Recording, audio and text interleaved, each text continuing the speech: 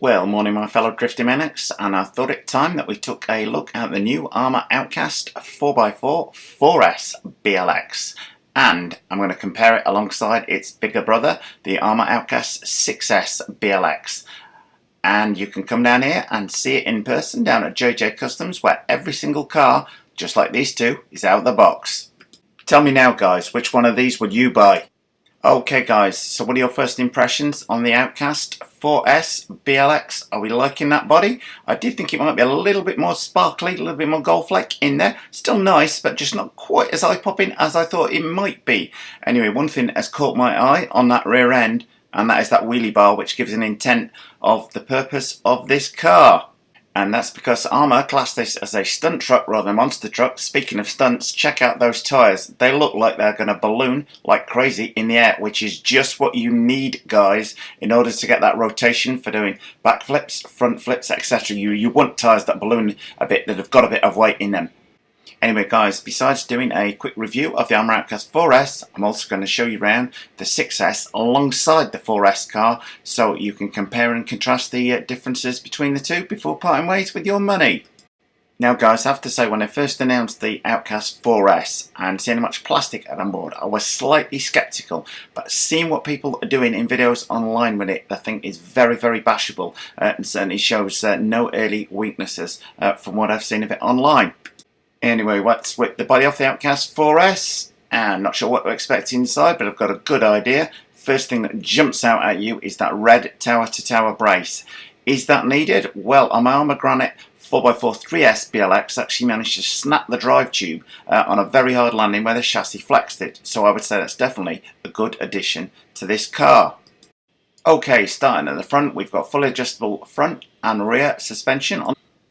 Okay, now we've got adjustable shocks all round, but they're plastic, adjustable with spacers, as opposed to the big bore threaded aluminum ones which you'll find on the 6S car. And looking at that front bumper, you will notice it's behind the wheels, enabling you to drive up walls and do backflips off of them. At least that's what I did with my old Arrma Outcast. Now on the body, you will see we've got the guards on either side of the car to keep any crud out of there. But the one thing that jumps out at you immediately, as I say, is that tower brace that runs down the centre of the car.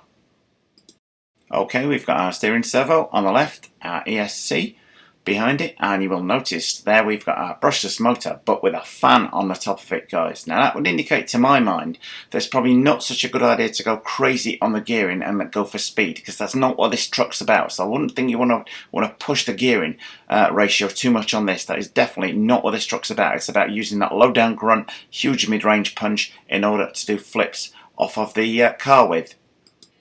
Okay, you'll note there our battery tray on the right hand side. Speaking of that battery tray, you will notice the two connectors on there, so you can either run two 2S packs or use a loop connector and run a single 4S pack on there. So you've got options when it comes to batteries. And one thing that is hidden away, guys, which is an improvement to the car you can't see, is their castellated slipper clutch system, which looks to be much stronger than the existing 3S BLX setup, and I can see people retrofitting that. You also know it's got plastic drive shafts, both front and rear on the car. Whoa, now that weighs quite a bit more certainly than a Granite 4x4 3S BLX. I guess quite a lot of that weight is in the tyres, which is no bad thing. The original Outcast was quite heavy as well. Now you kind of want that extra weight in there, guys, because when it starts to rotate in the air, it's the weight that actually helps to get the flips going, be they front flips or back flips. I hope that makes sense to people. So you do want a little bit of weight in there. As I say, comparing the car inside, what it's got in it, to the Arrma Granite 4x4 and the Big Rock 3S BLX as an example, it's not that much different, so the weight has got to be in those tyres. Okay guys, time for a quick suspension test. Whoa, probably 5.5 coming up on 6 inches of travel. That was a lot more than I was expecting. Very nicely damped as well. And nice and easy to turn around with that centre brace. Let's check the rear suspension out. And we've probably got, coming up on about 5 inches at the rear as well. Slightly less than the front, but not much. very nicely damped and sprung at the rear as well. So, how does the Outcast 4S compare to its bigger brother, the Armour Outcast 6S? Well, this is a V3 car, guys, so it's not got the centre brace down the inside, but it's exactly the same size as the V4 car. Now, guys, you will note there is a substantial difference in size between the 4S and the 6S. That's not the case with all of the new 3S and 4S cars, though. It's not a huge difference in size between the two guys, but it is a difference in size nonetheless.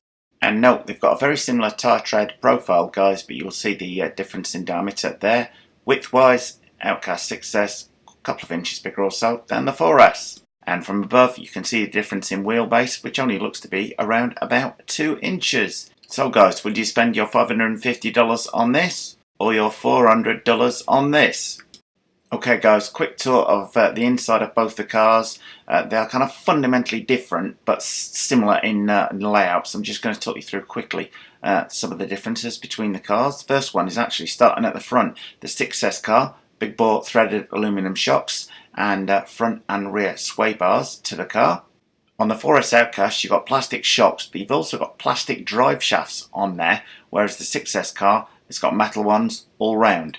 In fact, on the 6S car, you've not only got metal drive shafts all round, you've got a whole metal drivetrain. All the gears internally are metal, whereas on the Outcast, the diffs are plastic. Okay, quickly scanning down the underside of the car. This is the 6S one. You'll notice the major difference here. We've got that metal plate running the full length of the chassis for added strength, wheelie bar at the back. And quickly looking at the underside of the 4S Outcast, plastic tray running down the centre, but again, we've got our wheelie bar.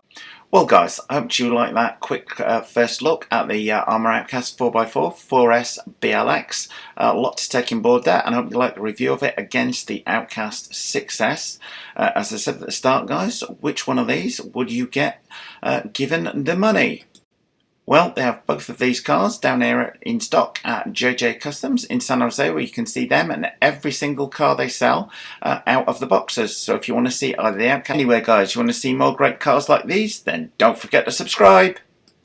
Well, thumbs up if you like this video, guys. Post any comments you might have in the comment section below the video, and hit the circle below to subscribe. And if you do hit the circle, don't forget to hit the bell. Okay, guys, well, I hope you like that Armour Outcast 4S review and the comparison against the 6S car. If you did, you want to see either of these cars, then get yourselves down to JJ Customs in person, or give them a call, or send them an email.